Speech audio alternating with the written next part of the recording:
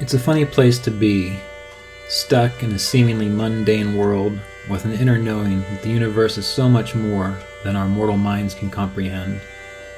Yet we all have the capacity to know peace and our oneness with the wholeness of life. And through these interviews, discussions, and reflections, it is my intention to share this possibility. I'm Ryan Kurczak, and this is the Kriya Yoga Podcast.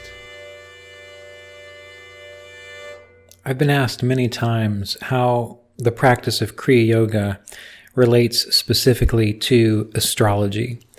Now, I'm asked this question mainly because I am an astrologer, or used to be an astrologer, who practiced Kriya Yoga, still practice Kriya Yoga. And in the book, The Art and Science of Vedic Astrology, which I co-wrote with Richard Fish, there's a description in there about how the zodiac and the planets relate to the chakras within the spine. And I was fortunate in that after I began learning Kriya Yoga, I quickly found Jyotish, or Vedic astrology, the science of astrology. And on one of my visits to Center for Spiritual Awareness, I happened to meet Richard Fish, who had been a Western astrologer and a Vedic astrologer, probably for more years than I had been alive at that point in time. And he would often speak of Kriya Yoga as though it was the true inner astrology. And it often reverberated with the words of Swami Shri Yukteswar in that same vein. And it's important to keep in mind that Richard Fish was also an ordained Kriya Yoga teacher by way of Roy Eugene Davis. So to get into this, I'm going to start with a reading from Autobiography of a Yogi. This is from the original version, where Paramahansa Yogananda writes about Shri Yukteswar's explanation related to Kriya Yoga, and in this, Shri Yukteswar goes on to discuss how it relates to astrology. So Shri Yukteswar says that Kriya Yoga is an instrument through which human evolution can be quickened. Shri Yukteswar explained to his students, the ancient yogis discovered that the secret of cosmic consciousness is intimately linked with breath mastery. This is India's unique and deathless contribution to the world's treasury of knowledge. The life force, which is ordinarily absorbed in maintaining the heart pump, must be freed from higher activities by a method of calming and stilling the ceaseless demands of the breath. The Kriya Yogi mentally directs his life force or life energy to revolve upward and downward around the 6 spinal centers. This is the medullary, cervical, dorsal, lumbar, sacral, and coccygeal plexus. These correspond to the 12 astral signs of the zodiac. The symbolic cosmic person. 1/2 minute of revolution of energy around the sensitive spinal cord of man or humanity or humans affects subtle progress in evolution. That 1/2 minute of Kriya equals 1 year of natural spiritual unfoldment. The astral system of a human being, with 6, 12 by polarity, inner constellations revolving around the sun of the omniscient spiritual eye, is interrelated with the physical sun and the 12 zodiacal signs. All men are thus affected by an inner and outer universe. The ancient rishis discovered that man's earthly and heavenly environment, in 12-year cycles, push him forward on his natural path. The scriptures say that man requires 1,000,000 years of normal, diseaseless evolution to perfect the human brain sufficiently to express cosmic consciousness. 1,000 kriyas practiced in 8 hours gives the yogi in one day the equivalent of 1,000 years of natural evolution, 365,000 years of evolution in 1 year. In 3 years, a Kriya Yogi can thus accomplish by intelligent self-effort the same result which nature brings to pass in 1,000,000 years. The Kriya shortcut, of course, can be taken only by deeply developed yogis. With the guidance of a guru, such yogis have carefully prepared their bodies and brains to receive the power created by intensive practice. The Kriya beginner employs his yogic exercise only 14 to 28 times twice daily. A number of yogis achieve emancipation in 6 or 12 or 24 or 48 years. A yogi who dies before achieving full realization carries with him the good karma of his past Kriya effort. In his new life, he is harmoniously propelled toward his infinite goal. The body of the average man is like a 50-watt lamp, which cannot accommodate the 1,000,000,000 watts of power roused by an excessive practice of Kriya. Through gradual and regular increase of the simple and foolproof methods of Kriya, man's body becomes astrally transformed day by day and is finally fitted to express the infinite potentials of cosmic energy, the first materially active expression of spirit. Kriya Yoga has nothing in common with the unscientific breathing exercises taught by a number of other misguided zealots. Their attempts to forcibly hold breath in the lungs is not only unnatural, but decidedly unpleasant. Kriya, on the other hand, is accompanied from the very beginning by an accession of peace and by soothing sensations of regenerative effect in the spine. The ancient yogic technique converts the breath into mind. By spiritual advancement, one is able to cognize the breath as an act of mind-dream breath. Many illustrations could be given of the mathematical relationship between man's respiratory rate and the variations in his consciousness. And we'll conclude there, because you can read the rest of this again in chapter 26 of Autobiography of a Yogi. This is again coming from the original version, which you'll find as a blue paperback. It's probably the same in Self-Realization's version that they copyrighted and released as well. But it's chapter 26 of the Science of Kriya Yoga. Now, let's take some time to break down what we've just gone through here. Essentially, what Sri Yukteswara is describing is he's trying to break down a fairly complex procedure in just a few paragraphs. And the general idea is that the spine itself is related to, in a sense, the path of the sun, or the way the solar system and the planets rotate around the sun, how that affects a human consciousness. It's stated that if a human being could live in a healthy, stress-free, disease-free environment with that physical body living for 1,000,000 years, it would naturally develop sufficient capacity to express cosmic consciousness.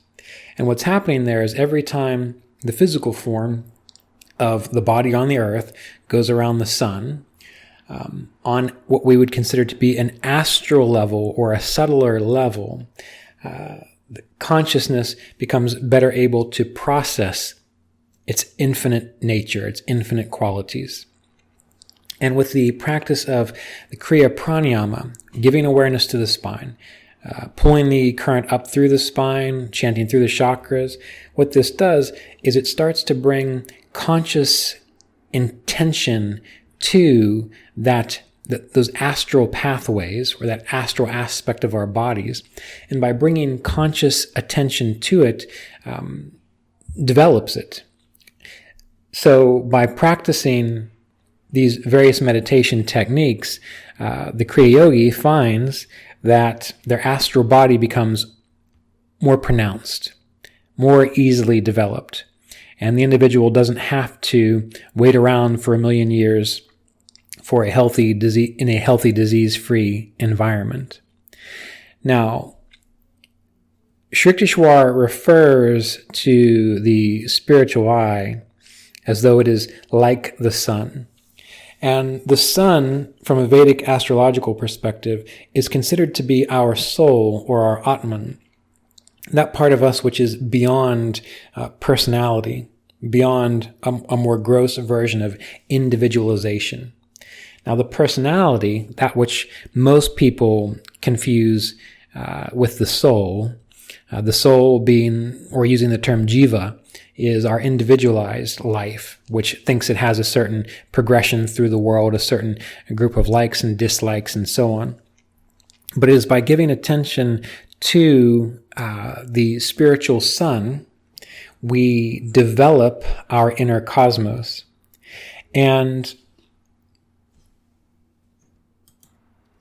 Shriktishwar specifies that this Kriya shortcut can only be taken by developed yogis with the guidance of a guru. Such yogis have carefully prepared their bodies and brains to receive the powers created by intensive practice. Now, our focus will be on deeply developed yogis. This is not a hard thing to achieve. It just takes a lot of time, attention, and dedication. I'm going to speak for a moment about what we might consider not to be a deeply developed yogi. Those are individuals who enjoy the idea of meditation, enjoy the idea of studying things spiritually, but don't really try to develop their capacity for contemplative focus, or don't really try to go deeply into their meditation to figure out, what do I need to do to be able to internalize my awareness and let go of attachment to all these external distractions? So a non-deeply developed yogi would likely be someone who is more interested in meditation either for relaxation purposes, which there's nothing wrong with that. We could use a little more relaxation and stress reduction in the world. Or they're more interested in the spiritual side of things because they want a community around them that has similar ideas. Or philosophically, they just like to have something spiritual to talk about. But the deeply developed yogi is the one who understands that profound meditation practice requires paying attention. And the deeply developed yogi, when that deeply developed yogi brings his or her awareness to the spinal pathway and does the particular breathing as taught in the Kriya Yoga practices, that deeply developed yogi is giving as much attention to each and every one of those repetitions or breaths as though his or her life depended on it. They're not just doing it mechanically. That is why you can see so many people practicing meditation, Kriya Yoga even, and you see them after 10, 20, 30 years, and they don't really seem to have realized a whole lot. They're more peaceful, they're more calm, their energy is good, they're more enjoyable to spend time with, and Mr. Davis would talk to me about this all the time. But they're not really treating every single Kriya as though it is profoundly important to pay attention to. When you live in your meditation in the same way you would try to live in the present moment, fully aware and awake in every moment, then you are truly accelerating this process of spiritual awakening. So when Shriktishwar and Yogananda and Mr. Davis talk about these deeply developed yogis and how the deeply developed yogis can do these practices and wake up very quickly, again, it's not that they are truly any different in regards to the hardware that they have, meaning the body. The difference is that they are truly paying attention. In the same way that when a child learns a musical instrument, there's going to be one child who kind of learns a little bit, enough to maybe play 3 or 4 chords in a few years, but then there's going to be another child that ends up becoming a improvisational virtuoso in no amount of time at all, because the second child is probably paying profound attention to what is going on. So to be a deeply developed Kriya Yogi, what you do is no matter how simple your practice is, no matter what you are doing, you give your full attention to it. Now, many people misunderstand that, and they think that if they're giving their full attention to it and distractions arise or images pop up in their mind or things of this nature, that they're failing. That is not true. As long as you can say, there it is, there's a distraction, there's an image, there's a dream, I'm starting to nod off, but I'm now bringing my attention back to what is important, to the focus of the meditation. That is a successful practice. You are not successful, you are not being a deeply developed Kriya Yogi when you let yourself be overcome by sleepiness, or a distraction arises, and rather than just banishing it and focusing on what is important, you start thinking about it, or you follow it down the little rabbit hole of thoughts. So we can all do this. The difference is in how much time and attention and with what kind of intensity do we give our practice and our techniques. So if we can think of the spinal pathway as an inner zodiac, and the zodiac is what? It is the perceived path of the sun and the planets from our vantage point on Earth. If the zodiac, there's an external zodiac, Aries, Taurus, Gemini, Cancer, Leo, and so on, well, there's an internal representation of that as well. You don't need to know astrology to benefit from this. But again, just like plants grow naturally towards the sun, animals grow old and die, things become mature. Well, our consciousness does the same thing. And I'm trying to remember if I already discussed this. I believe I already discussed this in a podcast.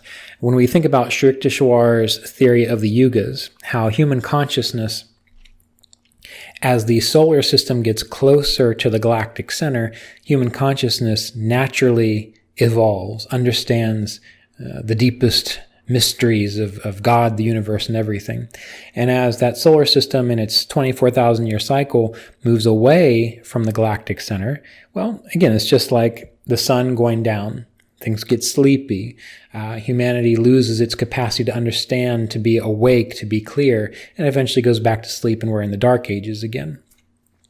And this goes on a spiral. And at one of the retreats that we did with the Kriya Yoga apprenticeship program, someone asked me if this was applicable to all of consciousness here on Earth. And at first, I hadn't really thought about it too much, and I just shot back and said, no, I don't think so. I think this is specific to human consciousness.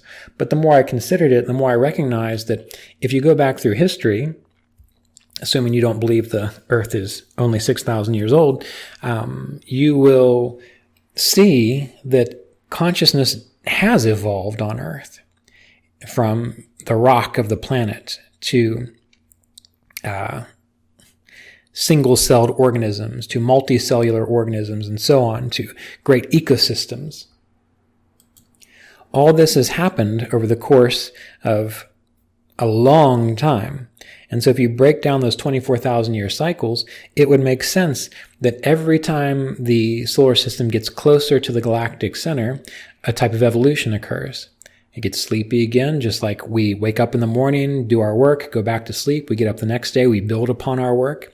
So it's likely that this influence of our solar system getting closer to the galactic center, causing evolution, that every time we go around, sure, we're going to go through the dark ages, back through the electric age, the silver age, and the golden age, then the descending golden age, silver age, electric age, and dark age again. But every time we go around, consciousness itself gets clearer, becomes brighter. Things evolve in regards to how life can express on this planet, which is why we moved from single-celled organisms to multicellular organisms, to these vast ecosystems, from primates, monkeys and apes to humans, and who knows what's possible beyond that. But these cycles occur due to the movements of nature. So that's a cosmic a galactic cycle, you could say, just like our planetary year. It's a yearly cycle. A solar revolution occurs, or a revolution around the solar system, causes this inner growth. So by bringing our attention to the chakras within the spine, whether it's through chanting through the chakras, resting our awareness within the chakras, or circulating life force through the chakras, we are increasing, with our own intention, the evolution of our inner zodiac. Now, how does the zodiac relate to this? Well, we're just going to discuss this for your own understanding, but you don't need to know it to benefit from the process. And I'll describe why here towards the end of this particular podcast. The zodiac has 12 signs in it, 12 signs. We have, the theory is we have 7 chakras. Now, the zodiac is only related to the first 6 chakras. So from the first chakra up to the spiritual eye.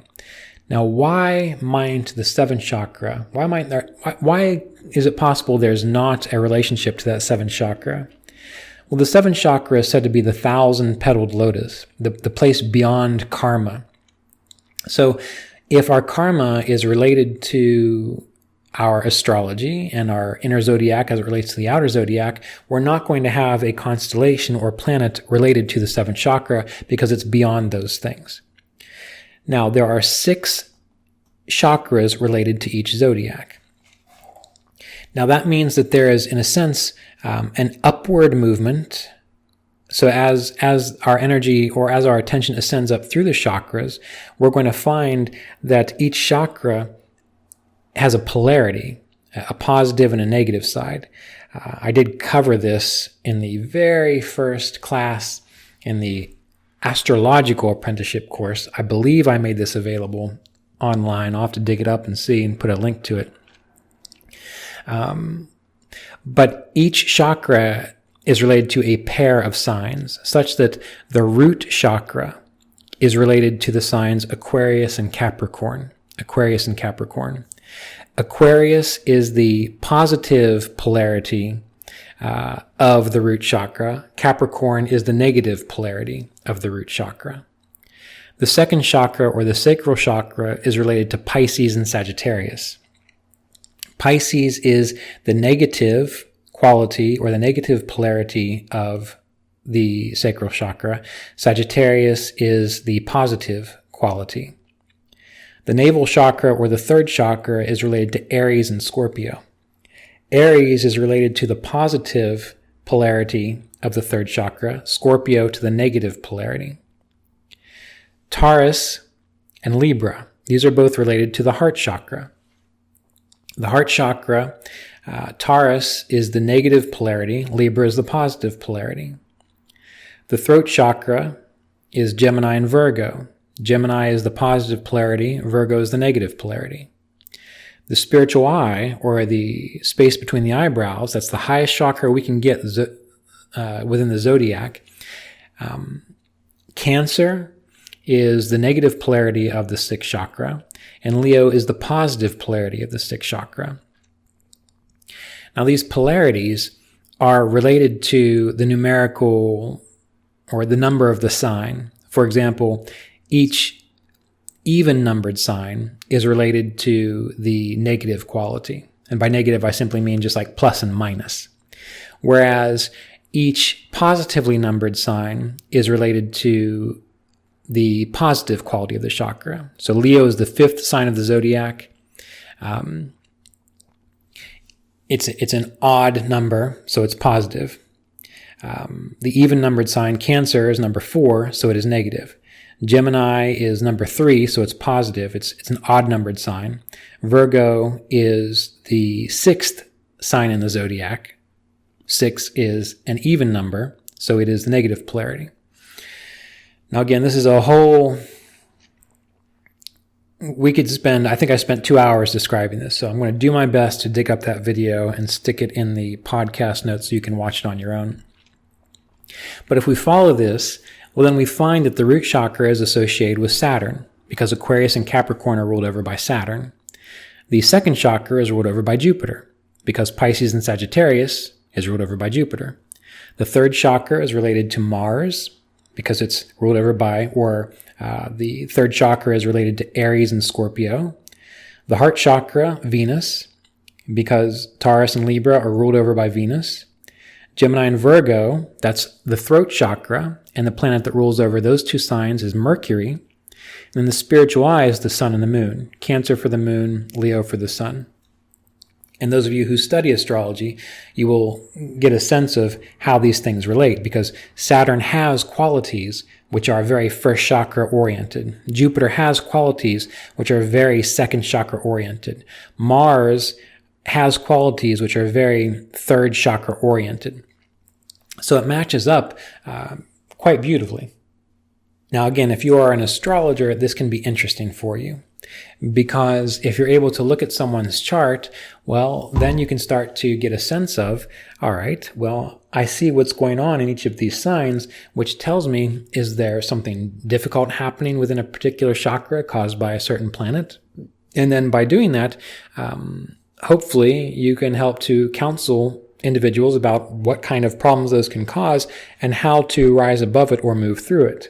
That's one of the most profound roles of an astrologer, to be that kind of guide, not to be a fortune teller and so on, but to help an individual know if they can't get it from their own perception, if they can't just pay attention and get it, but to help to point out what is going on deep inside them in this astral inner zodiac, so that they can learn to release attachment to it. Now, this is a difficult thing, because it is hard, number one, to develop a kind of rapport with someone such that you will trust them in that way if you do not have the kind of awareness on your own to recognize those things. It's just like when you see the blind spot in your friend's life, and every time you try to point it out to them, they resist it because they can't understand it at all. But if you have a friend or a loved one that deeply and profoundly trusts you, and you speak to them about a difficulty that maybe a little awareness would help, then a change can occur, even if they can't see it themselves. So ultimately, this kind of astrology really needs to be practiced between a relationship of a student and a teacher, where both the student and the teacher have good rapport and they trust each other, and the teacher, his or herself, is also aware, awake, and clear enough to not color what they see by their own bias or predispositions or points of view. And that is very hard to find. It's very hard to find, which is why ultimately it is better, in my estimation, for individuals to practice yoga and meditation rather than get caught up in their astrology, or going down the rabbit hole of trying to figure out which astrologer knows best. Because if you learn to practice Kriya Yoga and you just simply do the techniques and live the life as illustrated in the yamas and niyamas in the Bhagavad Gita and the Yoga Sutras, you will more than likely begin to transcend those karmas as they are theoretically stored within each chakra. I always loved Ramana Maharshi's comment when someone asked him, should we learn this particular kind of philosophy, the Samkhya philosophy, which outlines how creation happens, how consciousness relates to creation? And he came back with the statement, well, do you dig through the trash before you throw it out? Because you're going to throw out any of these ideas or philosophies anyway when you get to the truth. So when it comes to our spiritual practice, you don't have to dig into the planetary reasons why you're an angry person, a depressed person, or why your relationships don't work out. You don't have to do that. If you simply focus on living a lifestyle in accord with yoga and meditation, you will eventually rise above those things which trouble you. Of course, as I will say again and again, I am a strong proponent of counseling to help you, but you don't want to become addicted to counseling, and you don't want to turn it into a hobby. You want to use it for what it's appropriate for, and then through the practice of non-attachment, through the practice of meditation, you eventually learn to, with your own awareness, recognize what you need to do to live a more self-realized, God-centered, Christ-centered, Christ-consciousness life. And all of that is already outlined in the Yoga Sutras and the Bhagavad Gita. So you don't need someone to tell you more about your story. In fact, we have to remember that part of this whole process of Kriya Yoga and meditation is to let go of your story, because it is your story that keeps you bound again and again to the suffering that you experience, because you want things to be a certain way, you want to live a certain kind of life, you want to have certain kinds of experiences. If you want to stay locked on that wheel, by all means, that's up to you. But that is not the purpose of our spiritual practice. That is not the purpose of our Kriya Yoga practice. So when it comes down to how does Kriya Yoga relate to astrology, in our current era, all you need to know is that there is an outer zodiac and there is an inner zodiac, and that your own personalized karmas are reflected in these zodiacs. But ultimately, you're not meant to go digging through it to have all the reasons why explained to you. From a Kriya Yoga perspective, you are doing what it takes to rise above those things. This is why I don't necessarily tend to recommend astrology for people who are on the spiritual path. If it's a hobby, something you're interested in talking about, wonderful. If you are a skilled counselor and you are able to work with individuals through their astrology, that's wonderful as well. But many of the people that I have met along the way, being an astrologer and a Kriya Yogi, it is very rare to find an astrologer who's willing to push someone past their astrology. And that makes sense, because if you're an astrologer, well, you support yourself by talking about astrology. So you don't want to push someone past something that's probably your livelihood. And every now and then you will find an astrologer who is also a profoundly spiritual and self-aware individual who can look into your astrological chart and through tact, through skillful means, can help guide you and encourage you through those little hang-ups that you've got. But whether you find a good astrologer that does that, we also have to recognize that we ourselves have to be able to hear what they are saying and apply what we have been told. So astrology can be very helpful, but I'm leery. I would prefer that someone focus on their meditation path. I would prefer that someone live their life, do their best, and not worry too much about their astrology. And you can know that by chanting through the chakras, by bringing your awareness to the chakras, by circulating life force through the spine, that will start to burn away and clear out those attachments to those planetary astrological hang-ups. Because in Vedic astrology, the planets, they're called grahas. Grahas, the Sanskrit word graha, which means to grasp or to seize.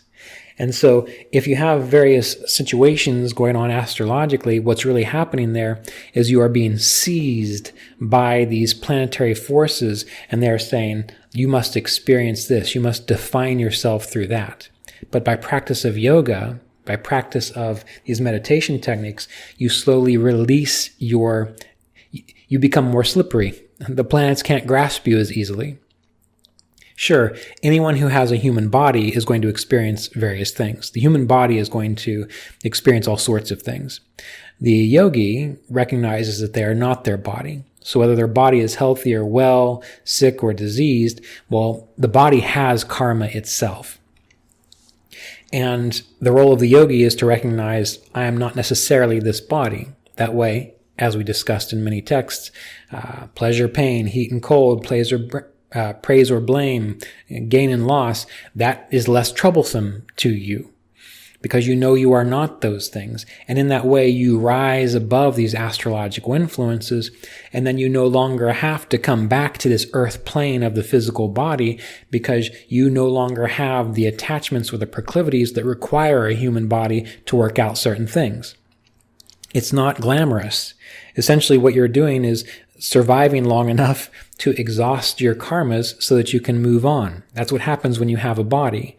And then in the meantime, as you practice yoga, you learn to turn your attention within and experience that inner freedom, such that when it comes time to drop the body, you just simply move on. And then you can exist in Hiranyaloka with Swami Shri Yukteswar or any other astral planets or causal planets. And your journey continues. All you need to know is that by focusing on the spine, doing the meditation techniques that focus on these things, you are neutralizing your planetary karmas, and you don't really have to worry about it. You don't really have to worry about it. If you want to use astrology for proper planning, in the same way that people use the almanac to plant healthy crops and so on, that's the original use of astrology. It wasn't meant to define us, our personality, and what our life was going to be like. It was meant to give us the capacity to live in as much harmony with this physical existence while we are here as possible. They call that muhurta, M-U-H-U-R-T-A, in Vedic astrology. And I find that to be an extremely useful branch of astrology for anyone. In the same way that it's useful to know that you don't plant beans in the middle of winter, or you don't try to grow spinach in the middle of summer. It's just common knowledge that has been lost over the years. And you will find that as you practice these techniques, deep in meditation, things might arise in your mind. Thoughts, memories, attachments, aversions, fears, joys, dreams, all numerous different types of things. And when you're practicing your meditation, these things arise. That is an indication that you are dissolving, releasing, purging your attachment to those experiences which could have been caused astrologically. Hopefully you understand what I'm saying there.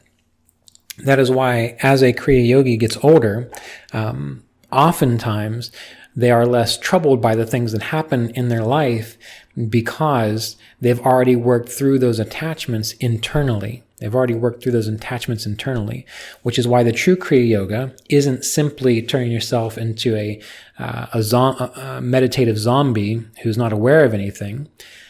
The true Kriya Yogi is actively engaged in the process, which means if they sit down to meditate and their mind is filled with countless thoughts, images, ideas, attachments, well, if they are healthy-minded, they can continuously return their awareness back to the spine and the meditation and the breathing and let go of them and not be pulled into them and not wonder what's that all about.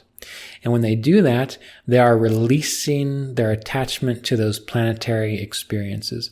That is why it is a great joy if you are sitting in meditation and you are uncomfortable sometimes. That uncomfortableness is potentially the process of this inner purging going on. At the end of the Yoga Sutras and the chapter on the aloneness of seeing, there is a statement there where it says, sometimes, even after countless meditations of clarity and peace, a subliminal impulse will arise and disturb the meditator's awareness. Meaning, even the advanced meditator has that happen. And if you imagine the very beginning of meditation, it's like you are a cup way too full with all kinds of things, and you have to pour that out. Well, as you become more advanced in meditation, there's less there to pour out, but there may be a few things down the bottom of that cup. And so you might have years, weeks, months of profound meditation, and then all of a sudden a subliminal trigger arises, and you become disturbed again. It doesn't mean you are failing. It means that there just happened to be more space or a deeper cup, that it took a while to get to that disturbance. And when you first begin, those disturbances are everywhere. So as we meditate, as we hold our awareness within, as we focus our attention in this spinal pathway, we are doing the work. We are doing the inner astrology, and we're letting go of our attachment to the outer astrology. So this is a very basic way of understanding how astrology can be related to the Kriya Yoga process. This episode of the Kriya Yoga Podcast was made possible by donations from Kriya Yoga apprenticeship students and supporters of our Patreon community at www.patreon.com/Kriya Yoga.